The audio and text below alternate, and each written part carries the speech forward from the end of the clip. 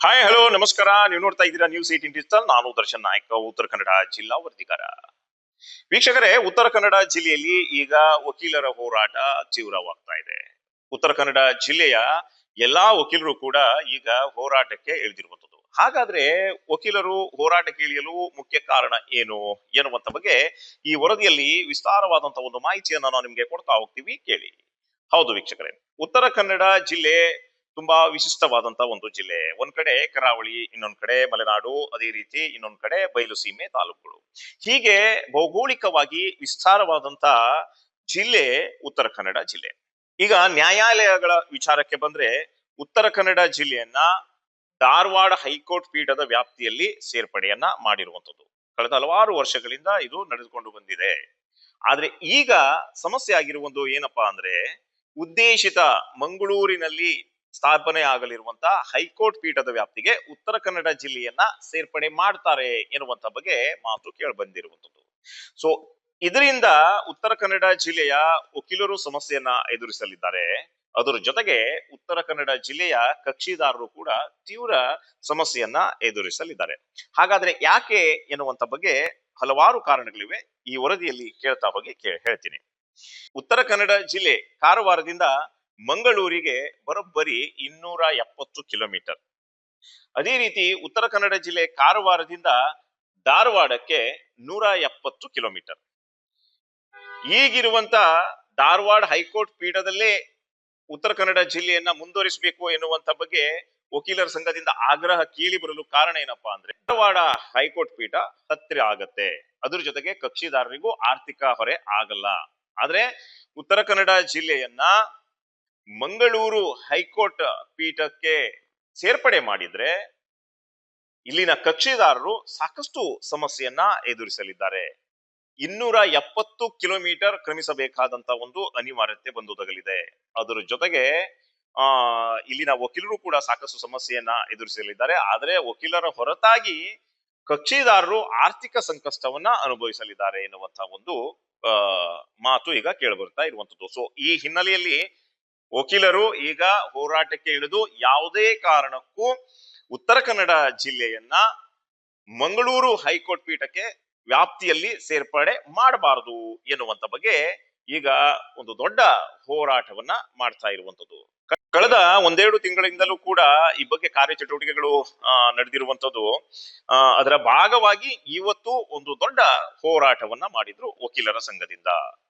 ವಕೀಲರ ಸಂಘಕ್ಕೆ ಉತ್ತರ ಕನ್ನಡ ಜಿಲ್ಲೆಯ ಏನು ಹಾಲಿ ಮಾಜಿ ಶಾಸಕರು ಕೂಡ ಏನು ಬೆಂಬಲವನ್ನ ಕೊಟ್ಟರು. ಅದ್ರ ಜೊತೆಗೆ ಉತ್ತರ ಕನ್ನಡ ಜಿಲ್ಲೆಯಾದ್ಯಂತ ಇರುವಂತಹ ಕನ್ನಡ ಪರ ಸಂಘಟನೆ ಆಗಿರ್ಬೋದು, ಅದೇ ರೀತಿ ವಿದ್ಯಾರ್ಥಿಗಳ ಸಂಘಟನೆ ಆಗಿರ್ಬೋದು, ಹೀಗೆ ಸಾಕಷ್ಟು ರೈತ ಪರ ಸಂಘಟನೆಗಳು ಕೂಡ ಏನು ಬೆಂಬಲವನ್ನ ಸೂಚಿಸಿದ್ರು.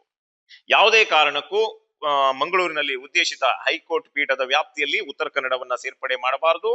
ಈಗ ಪ್ರಸ್ತುತ ಇರುವಂತ ಧಾರವಾಡ ಹೈಕೋರ್ಟ್ ಪೀಠದ ವ್ಯಾಪ್ತಿಯಲ್ಲೇ ಉತ್ತರ ಕನ್ನಡವನ್ನ ಮುಂದುವರಿಸಬೇಕು ಎನ್ನುವಂತ ಬಗ್ಗೆ ಹಕ್ಕೊತ್ತಾಯವನ್ನ ಮಾಡಿದ್ರು.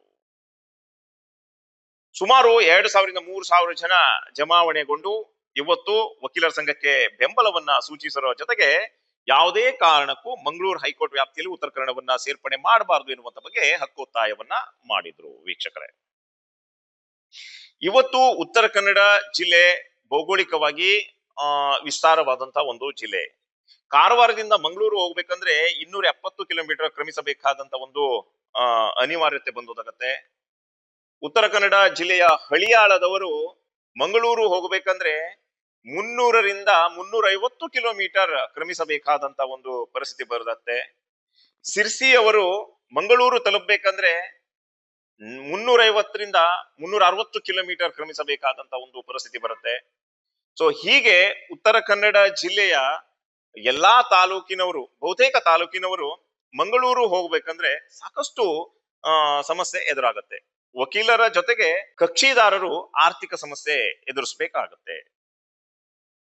ಆದ್ರೆ ಧಾರವಾಡದಲ್ಲೇ ಇದನ್ನ ಮುಂದುವರಿಸಿದ್ರೆ ಸಾಕಷ್ಟು ಅನುಕೂಲ ಆಗತ್ತೆ. ಈಗ ಹೇಗಿದೆಯೋ ಅದೇ ರೀತಿ ಮುಂದುವರಿಸಬೇಕು ಎನ್ನುವಂತ ಬಗ್ಗೆ ಉತ್ತರ ಕನ್ನಡ ಜಿಲ್ಲೆಯ ವಕೀಲರ ಸಂಘದ ಜೊತೆಗೆ ಹಲವಾರು ಸಂಘಟನೆಯವರು ಈಗ ಆಗ್ರಹಿಸ್ತಾ ಇರುವಂತದ್ದು. ವೀಕ್ಷಕರೇ, ಇವತ್ತು ಉತ್ತರ ಕನ್ನಡ ಜಿಲ್ಲೆಯ ಕಾರವಾರದಲ್ಲಿ ಒಂದು ದೊಡ್ಡ ಮಟ್ಟದ ಹೋರಾಟ ನಡೀತು. ಉತ್ತರ ಕನ್ನಡ ಜಿಲ್ಲೆಯ ಎಲ್ಲ ಆ, ವಕೀಲರ ಸಂಘದವರು ಭಾಗಿಯಾಗಿ ಹಕ್ಕೊತ್ತಾಯವನ್ನ ಮಂಡಿಸಿದ್ರು. ಯಾವುದೇ ಕಾರಣಕ್ಕೂ ಮಂಗಳೂರು ಬೇಡ, ಧಾರವಾಡದ ಹೈಕೋರ್ಟ್ ಪೀಠದ ವ್ಯಾಪ್ತಿಯಲ್ಲಿ ಮುಂದುವರಿಸಬೇಕು ಎನ್ನುವಂತ ಬಗ್ಗೆ ಆಗ್ರಹವನ್ನ ಮಾಡಿದ್ರು. ಅದ್ರ ಜೊತೆಗೆ ಉತ್ತರ ಕನ್ನಡ ಜಿಲ್ಲೆಯ ಜನಪ್ರತಿನಿಧಿಗಳಾದಂತ ಮಾಜಿ ಶಾಸಕಿ ರೂಪಾಲಿ ನಾಯ್ಕರವರ ಬೆಂಬಲ ಇತ್ತು. ಅದೇ ರೀತಿ ಹಾಲಿ ಶಾಸಕರಾಗಿರ್ತಕ್ಕಂಥ ಸತೀಶ್ ಶೈಲ್ ಆಗಿರ್ಬೋದು, ಅದೇ ರೀತಿ ಮಾಜಿ ಸಚಿವರಾಗಿರ್ತಕ್ಕಂಥ ಆನಂದ್ ಅಸ್ನೋಟಿಕರ್ ಅವರು ಕೂಡ ಬೆಂಬಲವನ್ನ ನೀಡಿದ್ರು. ಯಾವುದೇ ಕಾರಣಕ್ಕೂ ಉತ್ತರ ಕನ್ನಡ ಜಿಲ್ಲೆಯನ್ನ ಮಂಗಳೂರು ಹೈಕೋರ್ಟ್ ಪೀಠಕ್ಕೆ ಸೇರ್ಪಡೆ ಮಾಡಬಾರದು ಎನ್ನುವಂತ ಬಗ್ಗೆ ಹಕ್ಕೊತ್ತಾಯವನ್ನ ಮಂಡಿಸಿದ್ರು. ಹೀಗೆ ಉತ್ತರ ಕನ್ನಡ ಜಿಲ್ಲೆಯಲ್ಲಿ ಒಂದು ದೊಡ್ಡ ಮಟ್ಟದ ವಕೀಲರ ಹೋರಾಟ ಈಗ ನಡೀತಾ ಇದೆ. ಇವತ್ತು ಈ ಹೋರಾಟವನ್ನ ಮಾಡಿ, ಪ್ರತಿಭಟನೆಯನ್ನ ಮಾಡಿ ಉತ್ತರ ಕನ್ನಡ ಜಿಲ್ಲಾಧಿಕಾರಿ ಲಕ್ಷ್ಮೀ ಪ್ರಿಯಾರವರಿಗೆ ತಮ್ಮ ಹಕ್ಕೊತ್ತಾಯದ ಮನವಿಯನ್ನ ನೀಡಿದ್ರು. ಒಟ್ಟಾರೆ ವೀಕ್ಷಕರೇ, ಉತ್ತರ ಕನ್ನಡ ಜಿಲ್ಲೆಯನ್ನ ಉದ್ದೇಶಿತ ಮಂಗಳೂರು ಹೈಕೋರ್ಟ್ ಪೀಠದ ವ್ಯಾಪ್ತಿಗೆ ಸೇರ್ಪಡೆ ಮಾಡಿದ್ರೆ ಏನೆಲ್ಲ ಸಮಸ್ಯೆ ಆಗತ್ತೆ, ಅದರ ಜೊತೆಗೆ ಧಾರವಾಡದಲ್ಲೇ ಮುಂದುವರಿಸಿದ್ರೆ ಎಷ್ಟು ಅನುಕೂಲ ಎನ್ನುವಂತ ಬಗ್ಗೆ ತಿಳಿಸುವಂತ ಒಂದು ಪ್ರಯತ್ನ ಇದಾಗಿತ್ತು. ಇನ್ನಷ್ಟು ಮಾಹಿತಿಯೊಂದಿಗೆ ಮತ್ತೆ ನಾವು ನಿಮಗೆ ಸಿಗ್ತಾ ಇರ್ತೀವಿ. ಅಲ್ಲಿ ತನಕ ನೋಡ್ತಾ ಇರಿ ನ್ಯೂಸ್ 18. ನಿರ್ಭೀತ, ನಿಷ್ಪಕ್ಷಪಾತ, ವಿಶ್ವಾಸಾರ್ಹ ಸುದ್ದಿಗಳಿಗೆ ಮತ್ತೊಂದು ಹೆಸರಾಗಿರುವಂತ ನ್ಯೂಸ್ 18 ಕನ್ನಡ ಈಗ ಆಪ್ನಲ್ಲೂ ಲಭ್ಯವಿದೆ. ದಯವಿಟ್ಟು ಇಲ್ಲಿರುವ QR ಕೋಡ್ ಅನ್ನ ಸ್ಕ್ಯಾನ್ ಮಾಡಿಕೊಂಡು ಆಪ್ ಅನ್ನ ಡೌನ್ಲೋಡ್ ಮಾಡೋದಕ್ಕೆ ಮರಿಬೇಡಿ. ನಿಮ್ಮ ಬೆಂಬಲ ಹೀಗೆ ಸದಾ ನಮ್ಮೊಂದಿಗಿರಲಿ. ಧನ್ಯವಾದ.